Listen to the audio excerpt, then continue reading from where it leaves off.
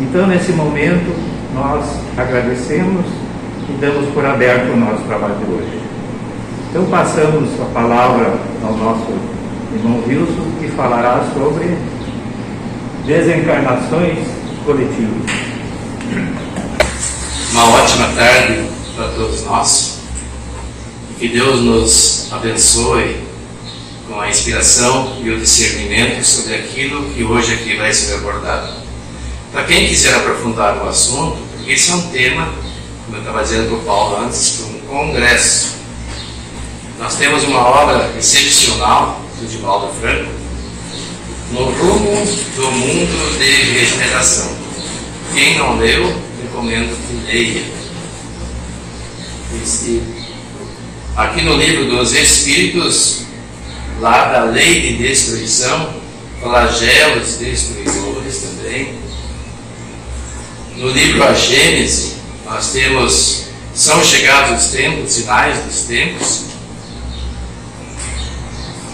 E também temos esta obra, que foi distribuída pelo Clube do Livro, Espiritismo e a Pandemia. Mas o que são desencarnações coletivas? São aqueles processos em que um grande número de pessoas desencarnam ao mesmo tempo. E quando falamos em desencarnações coletivas, nos vem à memória as tsunamis, os terremotos, os incêndios há pouco tempo, aqui em Santa Maria, na Boate Kiss, que vitimou mais de 300 jovens, ou 230, acho que 230, numa... 240.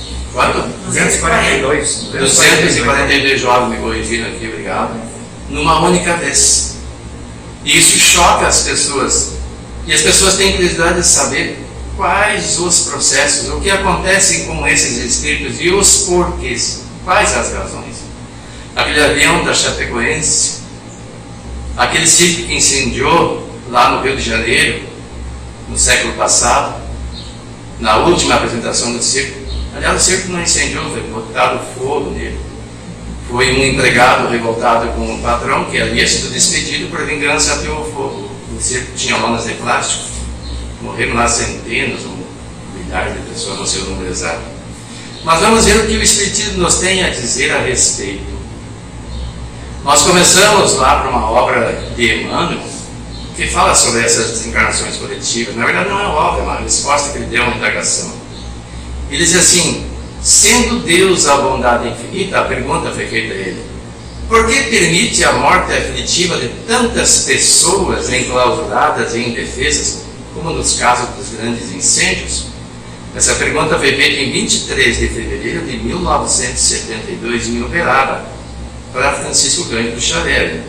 E a resposta é, de Emmanuel para nós: realmente, reconhecemos em Deus o perfeito amor aliado à justiça, a justiça perfeita. E o homem, filho de Deus, crescendo em amor, traz consigo a justiça imanente, convertendo-se, eu destaquei, em razão disso, em qualquer situação, no mais severo julgador de si próprio. Nós vamos analisar alguns tópicos da fala do Emmanuel e das outras que nós transcrevemos aqui para sermos literal ao texto original. Por que Emmanuel está dizendo que nós nos convertemos no mais severo julgador de nós próprios? Ele diz antes que Deus é amor e justiça, sem dúvida. E nós, como filhos de Deus, quando crescemos em amor, trazemos conosco essa justiça imanente. Onde está essa justiça imanente? Como é que o livro dos Espíritos nos esclarece a respeito disso? Lembram? Questão 621. Qual a pergunta? Consciência. A pergunta, como é que é a pergunta? Onde está escrito a lei de Deus? Onde está escrita a lei de Deus? O pessoal que escuta. E o Antônio já respondeu: na consciência. Pois é, as leis de Deus estão escritas na consciência. Mas por que todo mundo não age da mesma forma, já que nós temos as leis de Deus escritas na consciência? Porque a consciência de cada um não é como as demais consciências, ela é individual. Mas uma vez que nós aprendemos as leis de Deus, não podemos mais esquecer. Jesus disse, se não conhecesses, não terias pecados. E algumas pessoas poderiam alegar, mas então é melhor ficar na ignorância e não correr no risco de ser responsabilizado pelos atos e ser feliz. No Livro dos Espíritos até há uma indagação a esse respeito. Kardec faz e ele mesmo responde: o que quereis? A felicidade dos brutos, dos animais? Os animais são felizes ao seu modo e não são responsabilizados pelos seus atos. Mas nós conversamos hoje no grupo de estudo, via internet, com o César, a Sidonia e a Claudilane. Por que Francisco de Assis chamava tudo de irmão e irmã? E o César perguntou: como que a água pode ser nossa irmã? E nós aprendemos em Espiritismo que tudo vem de Deus e que em tudo que existe, mineral, vegetal e animal, existe um princípio inteligente. E esse princípio inteligente vem crescendo em aprendizado. Nos animais, que já é um estágio mais evolutivo, mais próximo do humano, ele começa a desenvolver o raciocínio, o pensamento fragmentado. E mais adiantado, ele desenvolve o pensamento contínuo. E aí adquire o status de espírito. Porque agora ele não para mais de pensar. Já tentaram parar de pensar? Dizem alguns que fazem meditação que conseguem, eu nunca consegui. A nossa mente é que nem um macaquinho agitado, está sempre pulando de galho em galho. Inclusive, enquanto nós estamos numa palestra, a gente tem uma dificuldade de ficar conectado ao que está sendo exposto. Porque a gente ouve alguma coisa, traz para o nosso dia a dia e começa a fazer uma criação de imagens, de pensamentos relacionados àquilo. E quando vejo, não está mais ouvindo o que a pessoa está falando. E aí a pessoa tem que se esforçar para voltar. Isso acontece em todos os lugares. Mas então, daí nesse momento, ele adquire a condição de espírito e também o livre-arbítrio. Ele já não é mais guiado somente pelo instinto, embora ainda permaneça em nós. O animal é guiado pelo instinto. E nem pelos espíritos protetores da fauna e da flora. Nós somos, sim, ajudados. No Livro dos Espíritos dizem que eles interferem em nossa vida muito mais do que nós imaginamos. Tanto que de ordinário são eles que vos dirigem, diz a resposta. Quando é perguntado se os Espíritos interferem em nossos pensamentos e atos. O que isso quer dizer? Nós temos o livre-arbítrio agora, nós temos capacidade de escolha, mas sofremos influenciação pelos espíritos irmãos encarnados e desencarnados. Nós somos espíritos também, mas nós atraímos aqueles com os quais nos comprazemos em sua companhia. Como? Pelas nossas tendências, pelos nossos gostos, e que muitas vezes não revelamos em público. As pessoas de boa índole e que estão sempre voltadas a aprender, a se educar, a fazer o bem, são assessoradas por bons espíritos, são protegidas. Aqueles que fazem o evangelho no lar têm a sua residência blindada por um padrão vibracional que não permite que espíritos perniciosos, maldosos ou mesmo vingativos adentrem o recinto. Daí a importância do evangelho no lar bem feito. Mas também aqueles outros que são voltados para coisas menos nobres atrairão espíritos menos nobres e serão influenciados também para ações menos nobres. Mas chega um momento em que nós temos contatos com a doutrina do Cristo. E nós já tivemos contato com ela há muito tempo, por diversas encarnações. E essa talvez é quase certo que é a derradeira para aqueles que precisamos nos adequar à filosofia cristã, de amar a Deus sobre todas as coisas e ao próximo como a si mesmo. Porque nós já temos gravadas na nossa consciência a lei de Deus e ela nos cobra, uns mais, outros menos, de acordo com o aprendizado. E essa consciência nos acusa quando erramos e nós nos tornamos o mais severo julgador de nós próprios. Não é Deus, não são os bons espíritos, não é Jesus que nos julga. Somos nós mesmos. Da mesma forma que julgardes, sereis julgados, disse Jesus. E disse: não julgueis jamais os demais. Nós não temos como fugir de julgar nós mesmos. E essa recomendação de Jesus é porque nós projetamos no outro os defeitos que nós ainda temos. Nós queremos que o outro seja perfeito e eu não sou. Eu cobro do outro. Mas quando eu cobro do outro, eu vou usar a mesma medida para cobrar de mim mesmo, consciencialmente. E aí o que acontece? Quando retornamos da Terra para o mundo espiritual, conscientizados nas responsabilidades próprias, operamos o levantamento dos nossos débitos passados e rogamos os meios precisos a fim de resgatá-los devidamente. O que isso quer dizer? Quer dizer que todo mundo que erra, quando desencarna, faz uma análise e se arrepende e pede para nascer de novo e resgatar? Não. Como eu disse, a lei de Deus está na consciência, mas a consciência de cada um é diferente. Tem uma palestra de Raul Teixeira que ele narra, um episódio que aconteceu no Rio de Janeiro. Ele era criança na época. E os seus amiguinhos e ele combinaram, porque era anunciada a última apresentação de um circo americano, lá no Rio de Janeiro. Era no Rio, acho que era no Rio, sim, Niterói, era no Rio. E aí, no dia aprazado, o pai dele tinha dado permissão, estavam todos reunidos.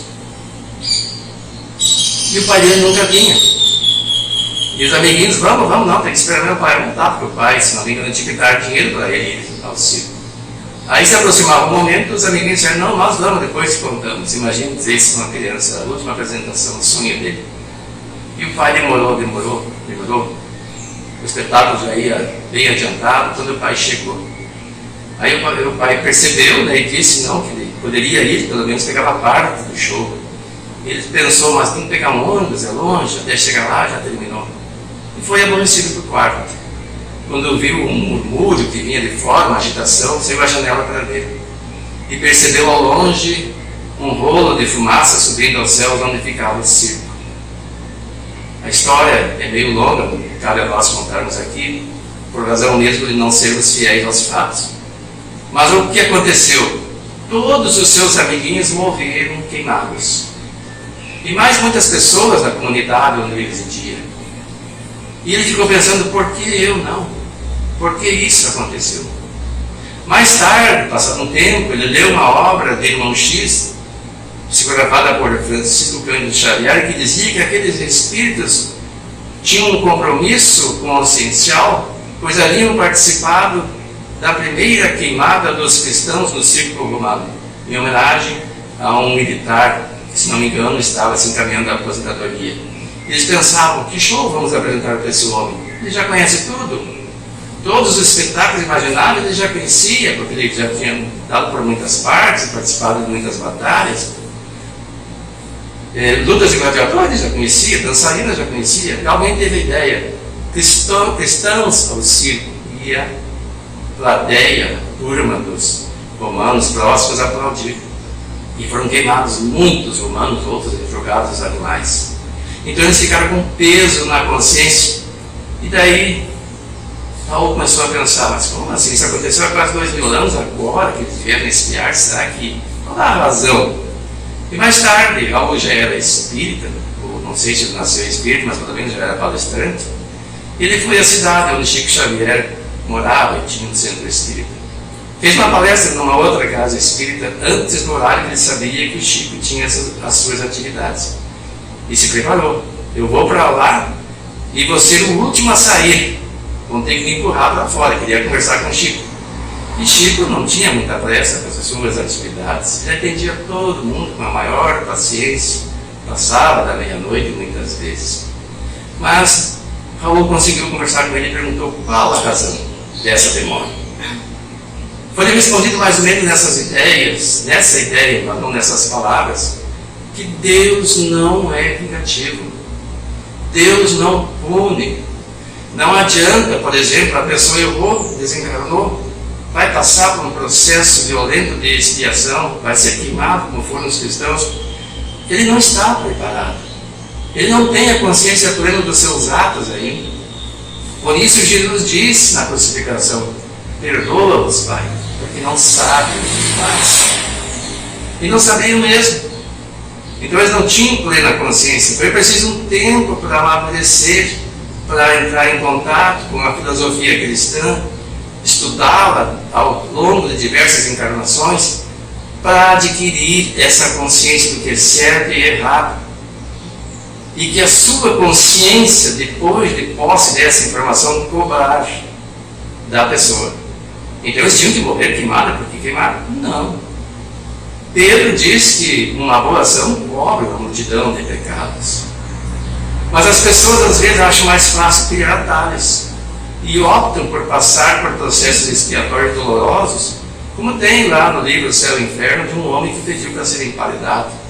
Emparedado não, para ser enterrado vivo. Naquele tempo não tinha os exames de hoje que diagnosticam se o cérebro funciona ou não. A pessoa tinha lá aparência de morto e ele é enterrado. Isso chama-se, tem a letargia e, qual é que é o outro nome, certo? Catalepsia. A letargia não é total, a catalepsia é total. Então a pessoa cometida de catalepsia parecia um morto. Ele foi enterrado e depois o pessoal pediu para ver o caixão, porque ele havia esquecido uma joia lá e perceberam que ele tinha sido enterrado vivo.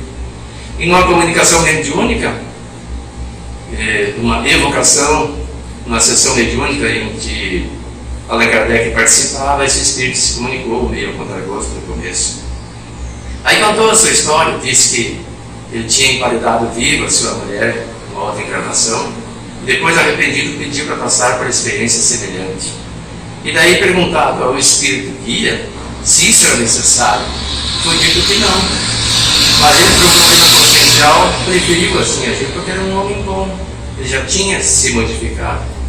Mas muitas pessoas, então, conscientizadas das suas responsabilidades próprias, fazem esse levantamento e pedem por um processo muitas vezes doloroso para avançar. É assim que muitas vezes prossegue Emmanuel. Renascemos no planeta em grupos compromissados para a redenção múltipla. Hoje eu vi a palestra de um co-irmão espírita e ele não acredita muito que todos os envolvidos têm um compromisso expiatório. E até menciona esse acidente lá da Chapecoense, que foi, segundo o levantamento dos peritos, uma negligência do piloto. E até recomendo que não julguemos o piloto, ninguém sabe o que faria no lugar dele. E que os outros poderiam estar lá por acidentes. De fato, pode acontecer acidentes, mas a maioria, nos diz o Teixeira, sabe já de antemão, antes de encarnar, que vai passar por este processo. E daí cria um padrão vibracional que faz com que ele se agrupe com essas pessoas e cria um mecanismo de se aproximarem no momento oportuno. E até ele citou o exemplo do acidente da TAM. O avião desceu, não conseguiu parar, chovia, tentou arremeter e acabou se chocando contra um prédio da própria TAM. Vocês lembram disso, né? E naquele dia, um pouco antes, tinha um senhor que tem um estabelecimento que eu não recordo o que era, mas tinha vários funcionários no mesmo prédio. Ele sentiu-se muito mal, não sabia porquê, e sentiu que não podia ficar ali, que tinha que se retirar. Mas ele foi mais além, era um horário de pico de movimento, em que teria pelo menos mais 2 horas de atividade, poderia ganhar uma quantia expressiva. Ele disse que todo mundo tinha que se retirar. Todos os seus funcionários se retiraram e ele também. Todos se salvaram. Enquanto que outros foram encaminhados para esse destino. Então, existe sim, por provas, pelo menos evidências, razões conscienciais para que as pessoas se procurem sem saber e se coloquem nessa situação, nesses momentos.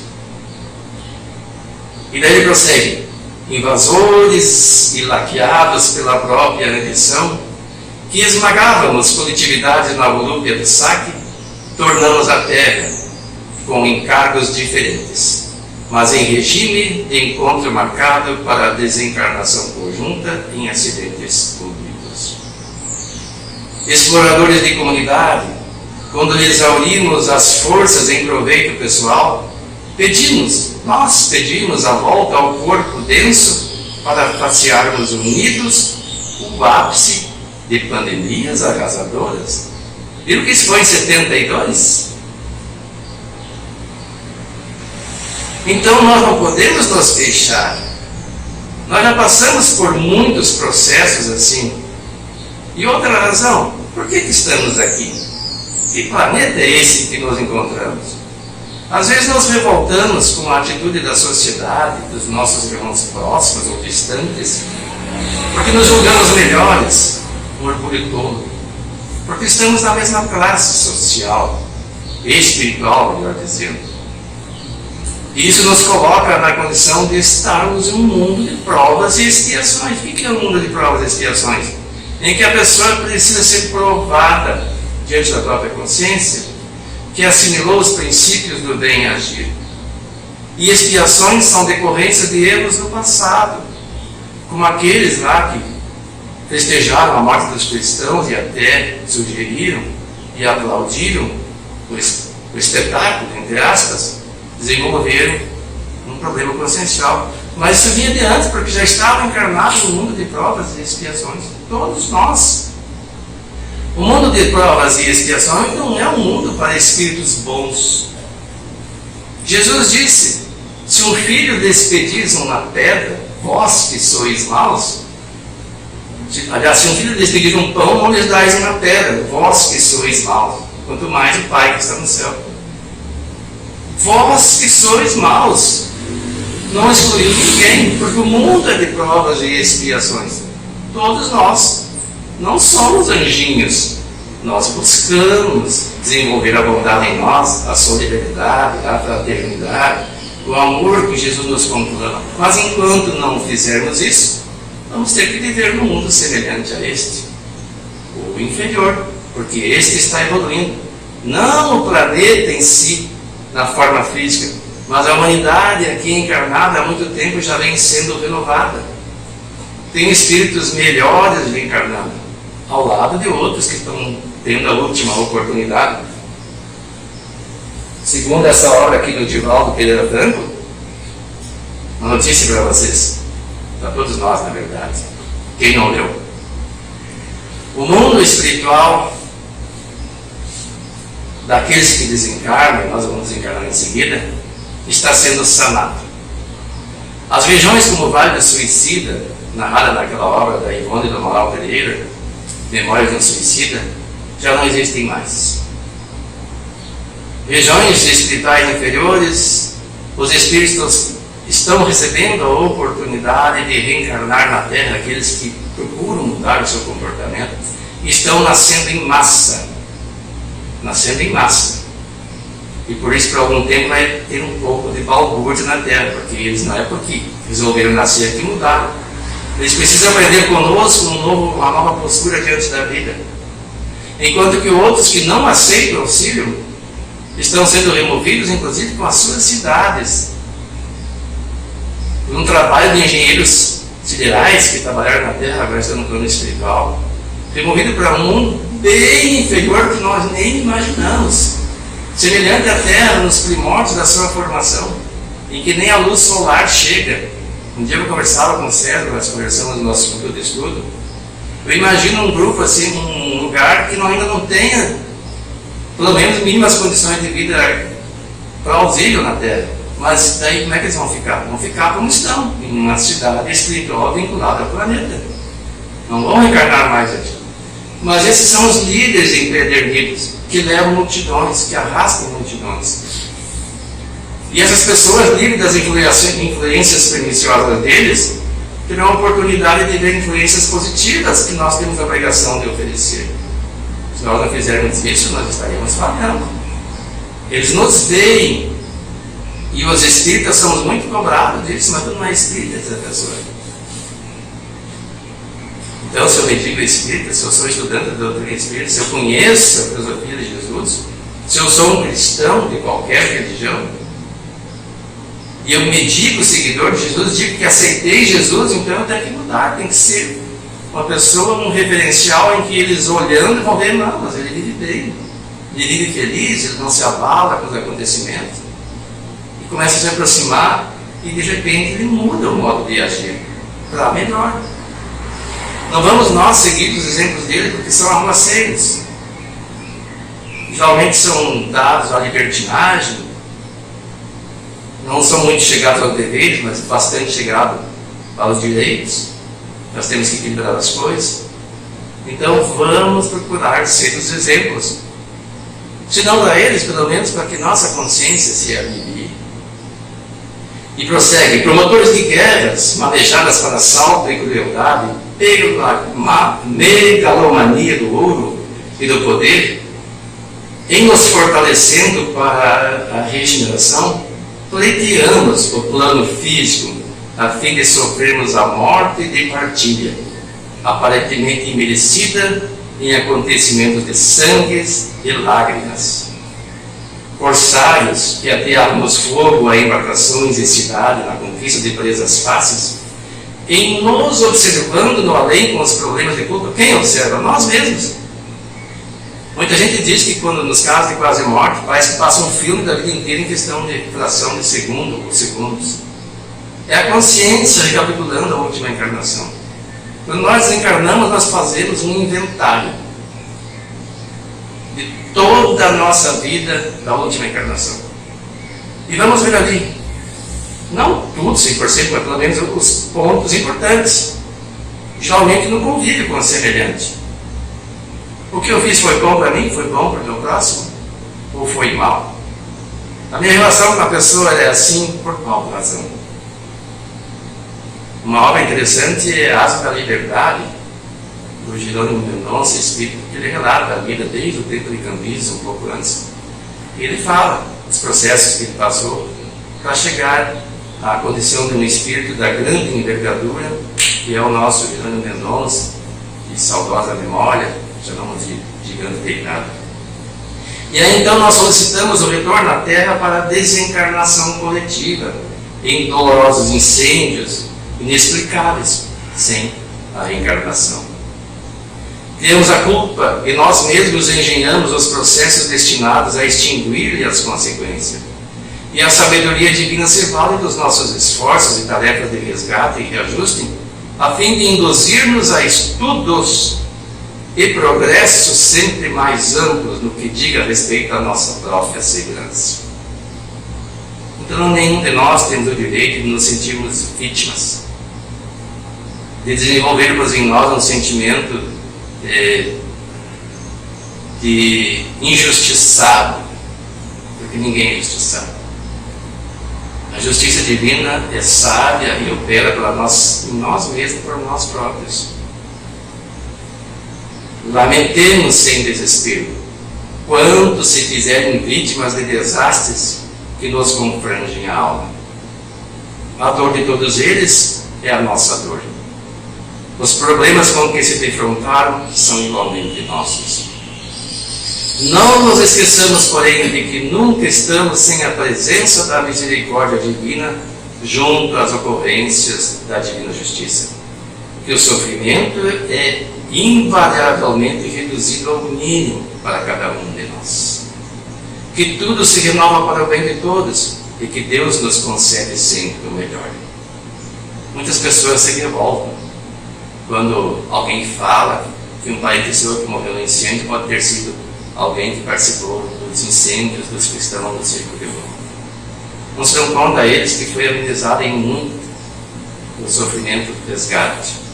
Aliás, como é que é feito o resgate? São 3 fases, lembram? Nós nos comprometemos diante da consciência e para nos harmonizarmos com as leis de Deus, porque a infringimos, faz os processos. 3.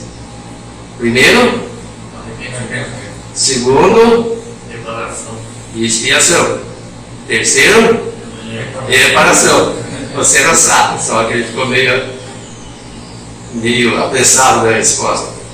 Então é isso, arrepender-se quando se dá conta do erro. Daí vem a expiação. A expiação não precisa ser na mesma dimensão do ato feito, mas vai acontecer. Eu sempre digo que não precisa saber das consequências. O fogo queima. Existe uma lei de causa e efeito. Se eu sei ou não sei, não vou me queimar se entrar no fogo. Se eu botar o dedo no fogo, não vou me queimar. A tomada, tendo corrente, dá choque. Hoje em dia elas são assim para proteger para ninguém enfiar o dedo. Mas antigamente era mais fácil na criança, ou um adulto mesmo enfiar o dedo na tomada. levava um choque, podia até morrer. É lei de causa e efeito. Então, se eu cometo um erro e não sei que eu estou cometendo, mas eu cometi um erro, depois me arrependo e vou expiar. Essas pessoas que morrem nesses processos, não morrem uma vez. Mas quantos cristãos não morreram por estímulo deles? Imaginemos Hitler, quantas pessoas matou? Milhões, pelo menos sob sua ordem. Ele vai ter que morrer milhões de vezes. Ele vai ter que se modificar. Vai espiar dolorosamente. Nem sei onde é que ele se encontra, não se tem informação. Mas vai passar por um processo bem dolorido. Mas muito menos do que o somatório do sofrimento que ele provocou. Então, tudo que se renova para o bem de todos, que tudo se renova para o bem de todos nós e que Deus nos concede sempre o melhor. Aqui está a obra de onde foi transcrita. E aqui tem uma passagenzinha, ver se eu encontro, que eu havia marcado, que diz assim, ó, esse livro de Paulo: ninguém conseguirá fugir ao determinismo do sofrimento, embora não tenha diretamente razões para quem está sofrendo, mas por solidariedade e compaixão. Está falando exatamente do período que nós estamos passando. Aí eu fiquei pensando assim, mas será que é verdade isso? Sim. Muitas pessoas perderam emprego, ficaram sem recursos, outras ficaram doentes, morreram, outras têm sequelas da pandemia. Isso afetou a sociedade como um todo. Hoje a inflação disparou, há uma procura por emprego que às vezes não é tão grande quanto se imagina que deveria ser, e alguns até meio que se acomodaram. Preferem nem assinar a carteira. Eu trabalho na Justiça do Trabalho, posso falar isso. Preferem não assinar a carteira para receber os benefícios que o governo dá, e aí se complicam mais adiante. Enquanto nós estivermos nesse padrão, então, na verdade, todos nós sofreremos a consequência. Porque a sociedade que trabalha, que produz, sustenta os chamados espertinhos, ligeirinhos, que não querem assumir a sua responsabilidade, os seus deveres, querem apenas os seus direitos, como eu disse antes. Essa semana mesmo teve uma audiência em que uma pessoa confessou que por mais de uma vez ela pediu em comum acordo com seu patrão, demissão do emprego, mas continuava trabalhando, recebia o auxílio-desemprego e o salário era bom, entre aspas, para os dois. Um não pagava os direitos devidos e o outro tinha um salário dobrado. Então, enquanto nós vivemos numa sociedade assim, vai ser complicado. Será que isso é fruto da pandemia? Acho que não. É que nós temos que começar a mudar. Mas diretamente da pandemia são as consequências da vida social como está. Pessoas com sequelas, tem pessoas que ficaram com falta de memória e vários outros sintomas, basta pesquisar, não vamos entrar no assunto. Vamos prosseguir porque o assunto é bastante longo, nosso tempo é curto. Aí nós temos lá no Livro dos Espíritos, como eu falei, aí tem nesse capítulo da lei de destruição vários assuntos. Nós pegamos flagelos destruidores, alguns com perguntas e respostas. Diz assim, na 737: com que fim fere Deus a humanidade por meio de flagelos destruidores? Flagelos seriam as pandemias, os terremotos, os tsunamis, os incêndios florestais que atingem cidades, como acontece nos Estados Unidos, na Califórnia, notadamente, em outros lugares da Europa, para fazê-lo progredir mais depressa, responde os Espíritos.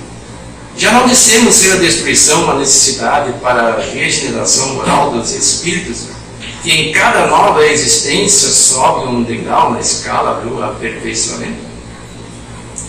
Preciso é que se veja o objetivo para que os resultados possam ser apreciados. Somente do vosso ponto de vista pessoal os apreciais. Daí vem que os qualificais de flagelos por efeito do prejuízo que vos causa. Nós olhamos os prejuízos materiais. A pessoa diz, perdi um parente, eu quase morri, perdi meu emprego, o meu negócio fechou, eu fui fechado os comércios logo no começo da pandemia. Eu fiquei chocado com a experiência que eu passei. Eu precisava de um papel verde para fazer um fundo para recorte. na internet, né? Sabe aquele verde que tu coloca no fundo, que daí tu é recortado e projeta a imagem lá? E aí, tinha um papel, me falaram que estava em torno de R$5 a metragem que eu queria. Cheguei lá no centro, estava tudo fechado. Só tinha os chamados estabelecimentos essenciais abertos. E as pessoas trabalhando lá dentro. Daí eu bati a porta, ela perguntou o que eu queria, eu falei. Ela olhou na rua, ver se não tinha ninguém, me abriu para eu entrar e fiquei pensando, mas que coisa, R$5.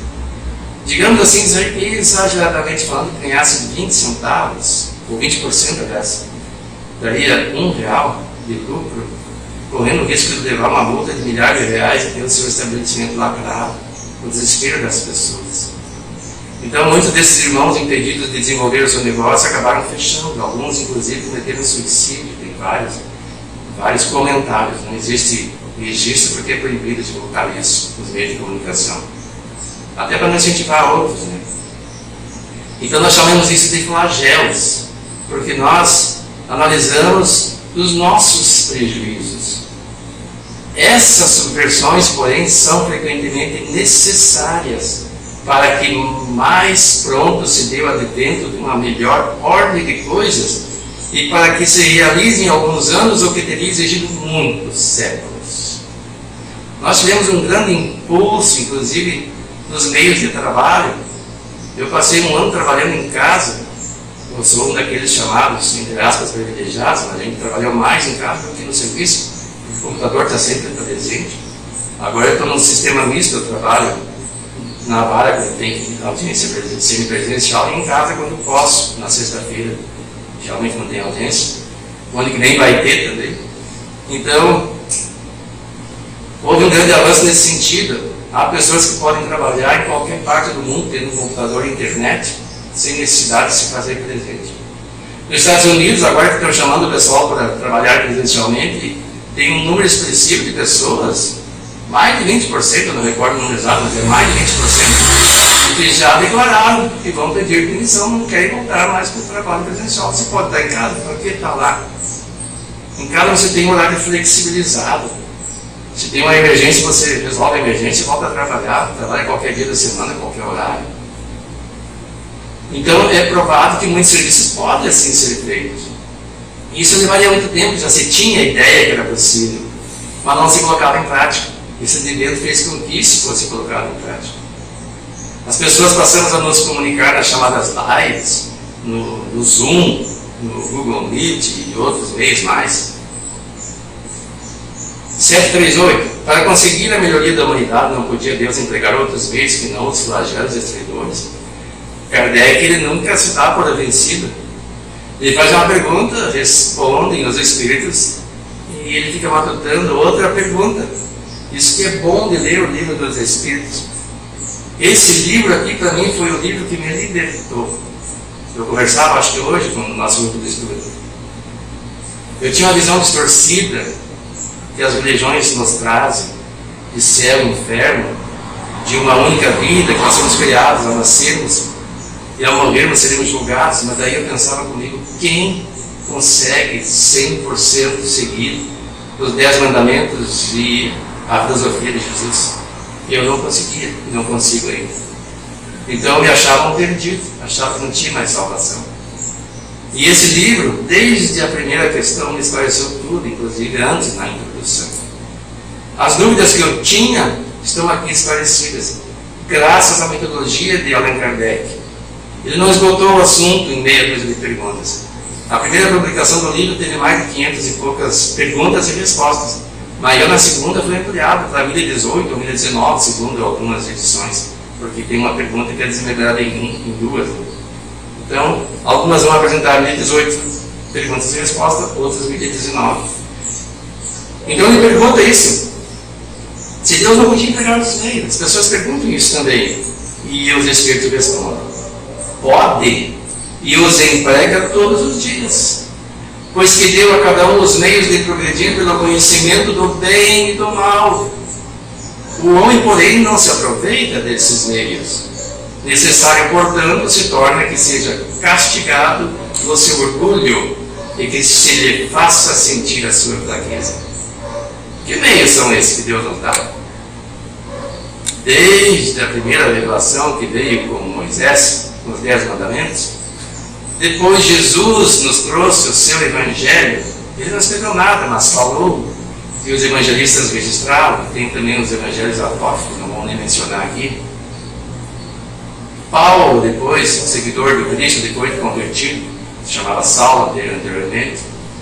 Também, graças a ele, o cristianismo, penso eu, vingou no mundo, porque ele saiu de boca fora.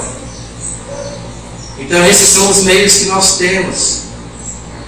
Também grandes pensadores, como Sócrates, como Platão, como Zoroastro, como Confúcio, como Dalai Lama, como Gandhi, como Buda, trouxeram grandes contribuições para a humanidade, os que nós lembramos, que são os mais famosos.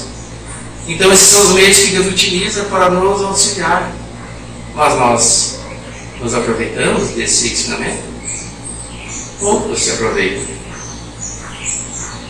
E Kardec pergunta, mas nesses flagelos, tanto sucumbe o homem de bem como o perverso, será justo isso? Eu estava analisando a pandemia, que todo mundo acha que veio para sanar o planeta, para tirar os espíritos empedernidos no processo seletivo. Olha, a maioria das pessoas que eu vejo sucumbir pela doença não são os que estão botando a sociedade em perigo. Somente são pessoas boas, com algumas exceções. Boas no padrão médico, como eu disse, ninguém é bom, né? Como vocês perceberam aí, houve um corte na gravação. Nós falávamos na Sociedade Espírita Fé e Esperança no dia 27 de novembro passado, nesse ano de 2021, e o sistema de gravação interrompeu. Então nós, para não perdermos, ou melhor, para aproveitarmos o que já havia sido gravado, optamos por terminar este vídeo neste outro ambiente, em que daremos continuidade à análise feita sobre o estudo em pauta. E como lá nós paramos, na verdade não paramos, a gravação foi interrompida nesse ponto, é de onde nós continuaremos. Trata-se da questão 738 do Livro dos Espíritos, lá no item A, que diz o seguinte: mas nesses flagelos, tanto sucumbe o homem de bem como o perverso? Será justo isso? Essa pergunta de Kardec diz respeito às questões dos flagelos chamados renovadores, naturais, em que acontecem sucessivamente na vida aqui na Terra, desde que o mundo é mundo. E não há como negar que essa sucessão vem acontecendo ao longo tempo e tenhamos a certeza não vai ser interrompida aqui, vai continuar acontecendo.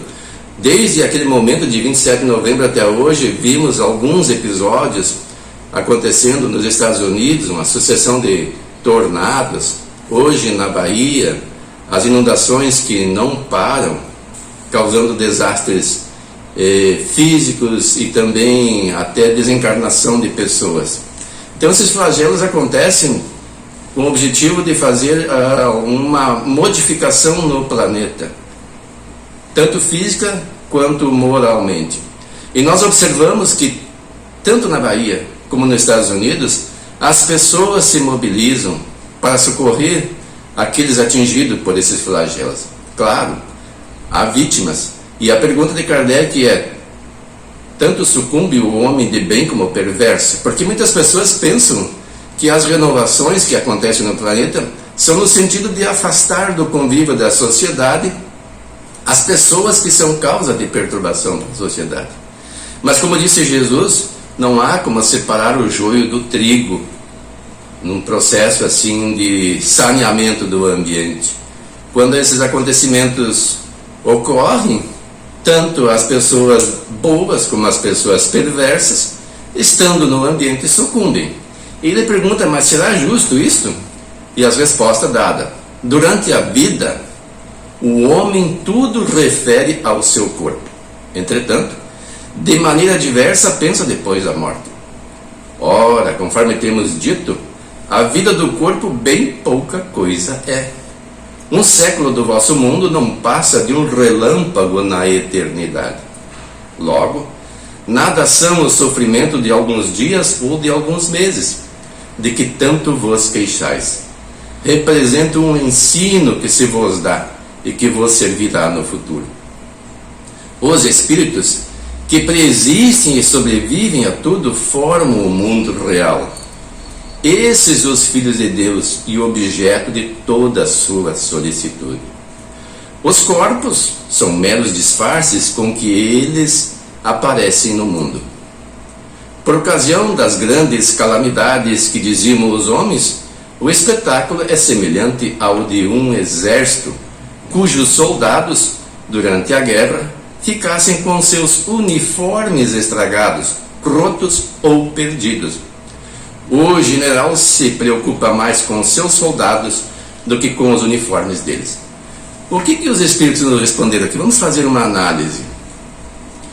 O que nos choca é o perecimento das pessoas nessas calamidades, e isso é natural, faz parte do instinto de conservação que Deus colocou em nós.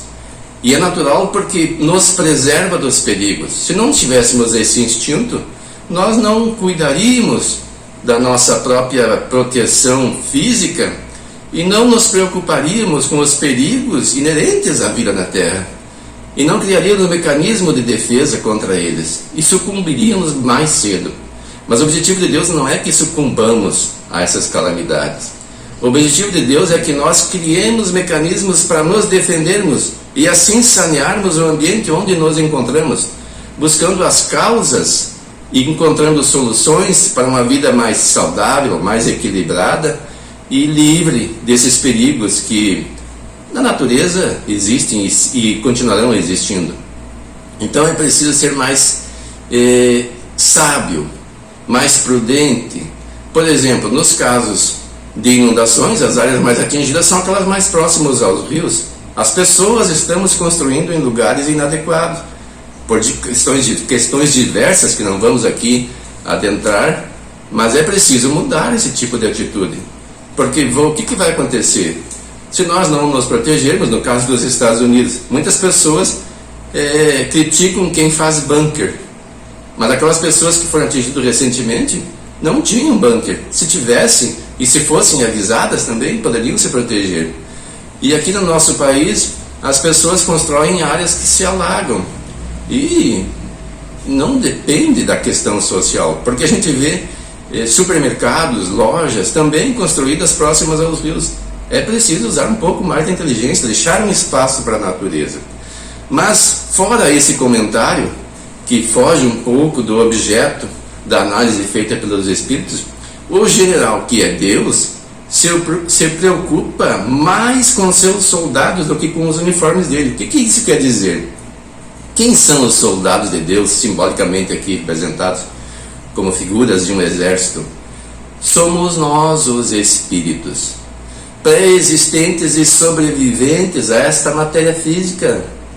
Esta matéria física é transitória, ela foi criada para que nós pudéssemos passar uma encarnação aqui na Terra, desenvolvendo as nossas virtudes, aprimorando a nossa inteligência e ao mesmo tempo trabalhando para melhorar a vida no planeta. Mas isso aqui é transitório. Ela é constituída de elementos da própria Terra, no caso da Terra, ou dos outros planetas habitados, onde há vida também, de forma encarnada. Então Deus não está muito preocupado. Claro que se preocupa, nos dá as condições suficientes para aqui vivermos de uma forma equilibrada, desde que saibamos aproveitá-las. Mas, em havendo a morte física, o espírito sobrevive. E é com este que Deus se preocupa, porque nós vamos aprender com as experiências e vamos evoluir. A história está repleta de acontecimentos que já foram sanados e que causaram grande destruição no planeta, como pestes, e fome e tantos outros processos que o homem, com a ciência e com a inteligência, soube contornar. Havia há pouco tempo um perigo de que o crescimento populacional levasse a uma fome generalizada. a agricultura desenvolveu técnicas nunca antes pensadas.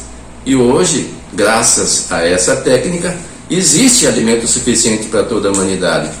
Alguns poderão dizer, mas tem gente morrendo de fome? Sim, tem.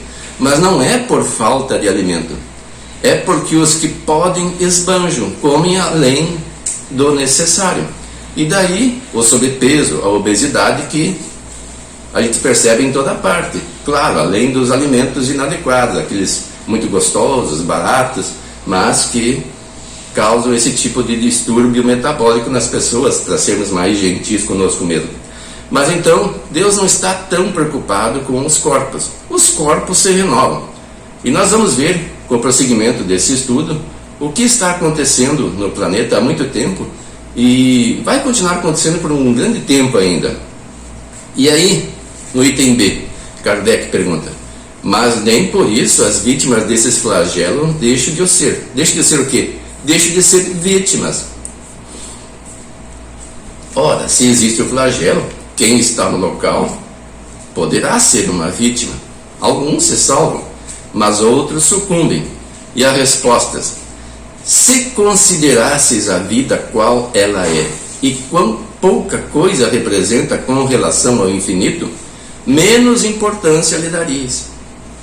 Em outra vida, essas vítimas acharão ampla compensação ao seu sofrimento, se souberem suportá-lo sem murmurar. Ora, o que está dito aqui? Se souberem suportá-lo sem murmurar. Porque o que mais fazemos nessas épocas? É buscar um culpado.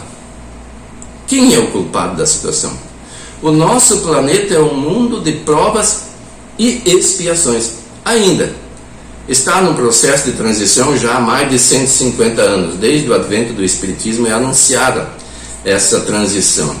Mas ela é gradual, ela não é repentina.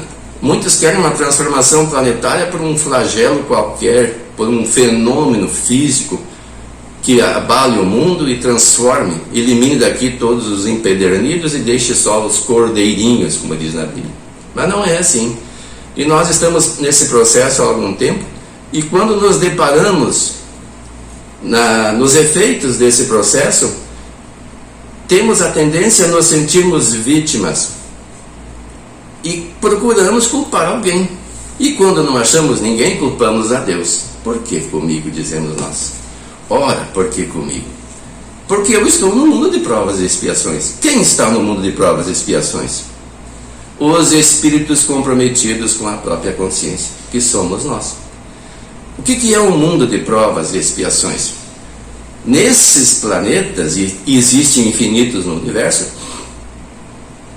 as pessoas que estamos nesse nível, estamos comprometidos com as leis de Deus, porque as infringimos.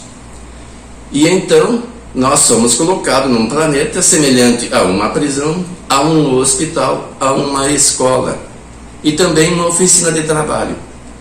Ali nós vamos expiar os erros cometidos, em razão da lei de causa e efeito.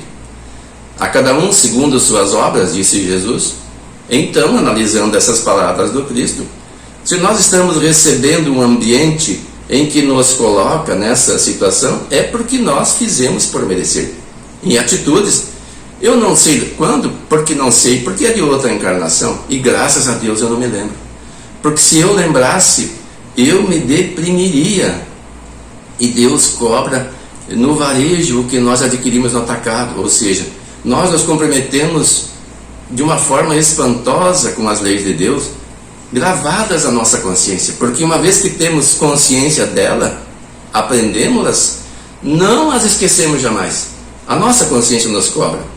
E então, existe um momento de esquecimento, ocasionado pela reencarnação, em que nos é dado oportunidade de resgatarmos ou de expiarmos, estamos falando da expiação agora, os nossos erros, sofrendo as consequências deles. Isso é expiação, decorrente da lei de causa e efeito. E prova, porque nós aprendemos já, como um aluno numa escola, a teoria de como viver em sociedade, de como agir com a natureza, de como perdoar, de como tolerar. Teoria. Mas e a prática? Nós, quando desafiados nos estímulos da vida, como nós agimos?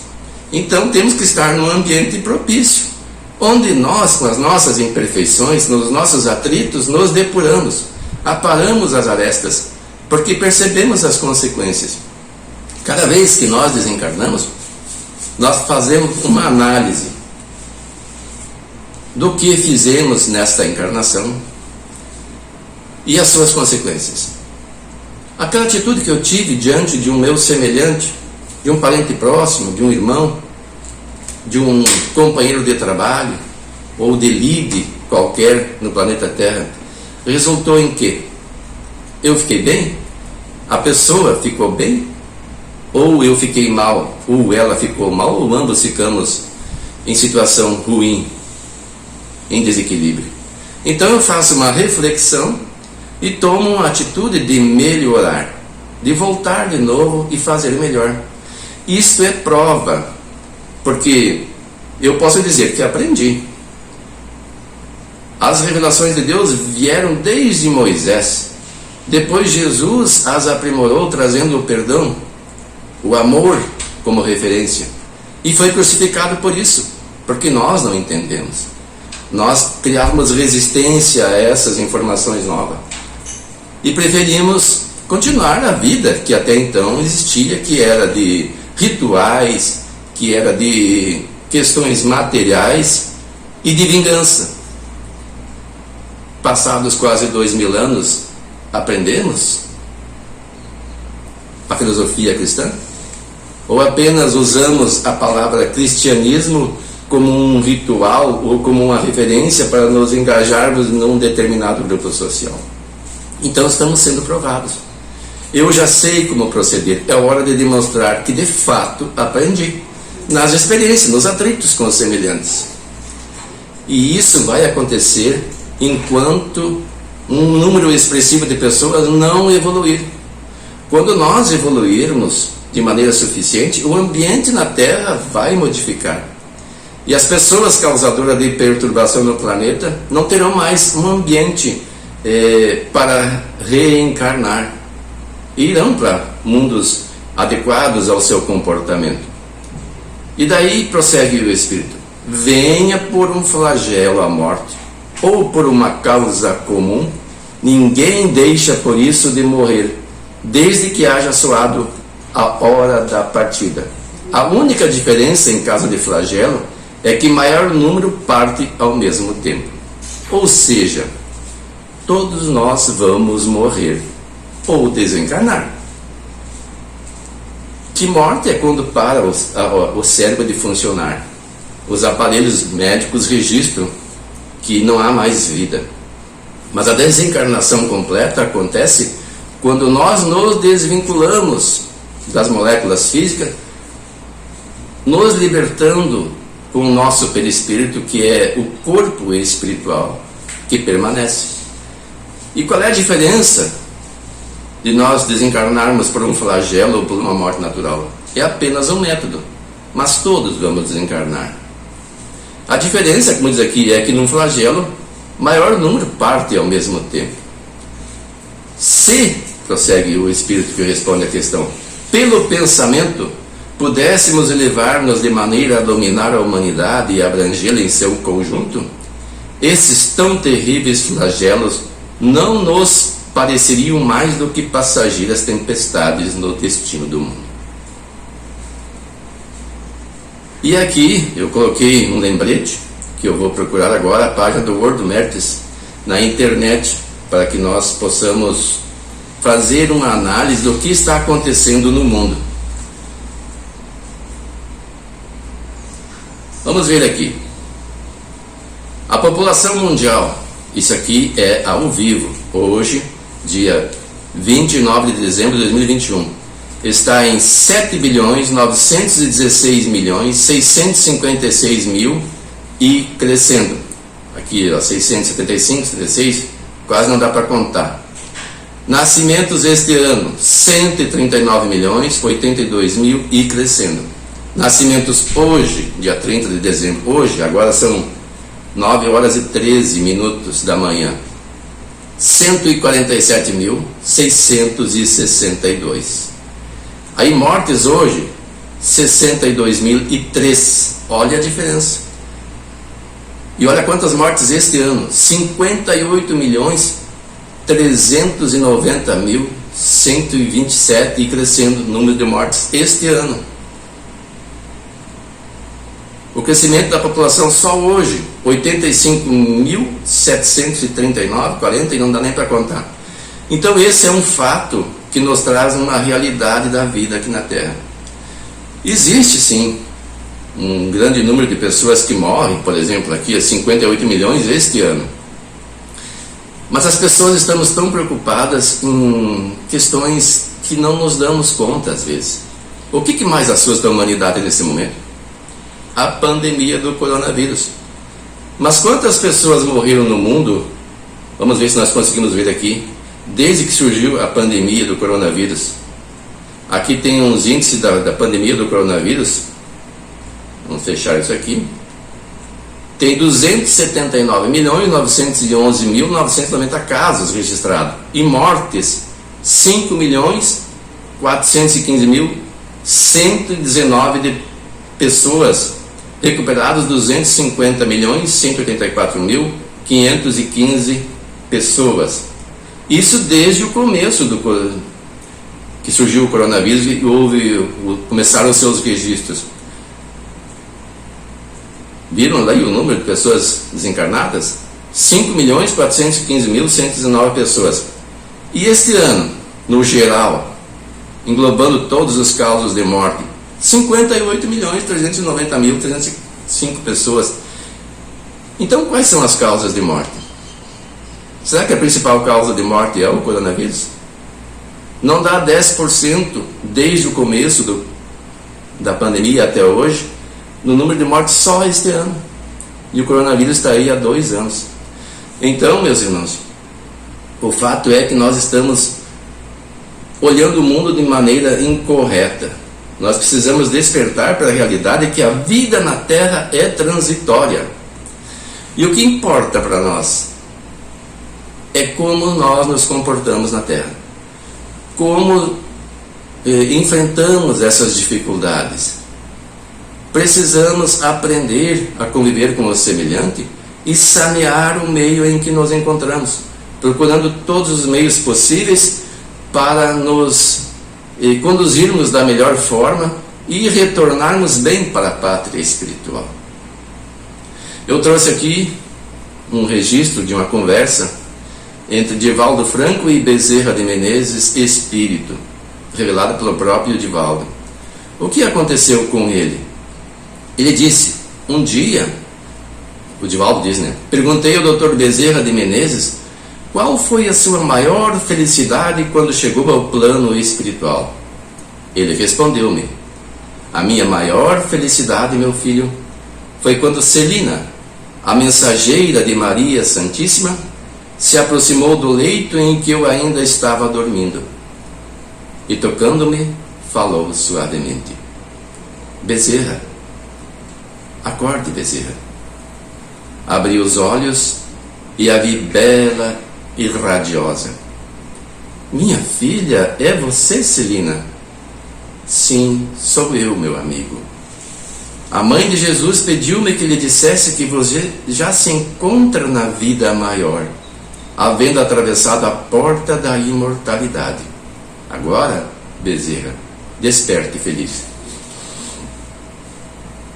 Chegaram os meus familiares, os companheiros queridos das hostes espíritas que me vinham saudar. Mas eu ouvia um murmúrio que me parecia vir de fora. Então Celina me disse, venha ver, Bezerra. Ajudando-me a erguer-me do leito, amparou-me até uma sacada, e eu vi, meu filho, uma multidão que me acenava, com ternura e lágrima nos olhos. Quem são, Celina? Perguntei-lhe. Não conheço a ninguém. Quem são? São aqueles a quem você consolou, sem nunca perguntar-lhes o nome. São aqueles espíritos atormentados que chegaram às sessões mediúnicas e a sua palavra caiu sobre eles como um bálsamo numa ferida em chaga viva. São os esquecidos da terra, os destroçados do mundo, a quem você estimulou e guiou.